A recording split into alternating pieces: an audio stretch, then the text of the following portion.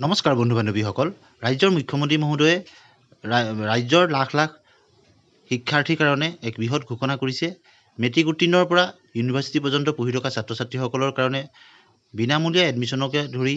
আৰ্থিক সাহায্য লৈ তেওঁ বৃহৎ ঘোষণা কৰিছে আহকচোন মুখ্যমন্ত্ৰী মহোদয়ে কি ঘোষণা কৰিছে আপোনালোকে শুনি লওক এবাৰ এইবাৰ নতুন কৰি আঁচনি আহিছে মইনা আঁচনি হয়নে যেতিয়া এজন ল'ৰা আৰু এটা ছোৱালী দুইজনে মেট্ৰিক পাছ কৰিছে না ইয়াৰ পৰা এইবাৰ যিমান ল'ৰা ছোৱালীয়ে এইবাৰ মেট্ৰিক পাছ কৰিছে সবকে চৰকাৰে বিনামূলীয়াকৈ এডমিশ্যন দিব ঠিক আছে ল'ৰাকো দিব ছোৱালীকো দিব কিন্তু যিবিলাক ছোৱালীয়ে কলেজত এডমিশ্যন ল'ব তেওঁলোকৰ বেংক একাউণ্টত আমি 10,000 টকা সোমাই দিম খালি এক বছৰৰ কাৰণে নহয়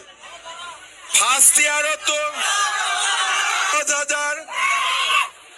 ডিগ্ৰী ফাৰ্ষ্ট ইয়াৰত 12,500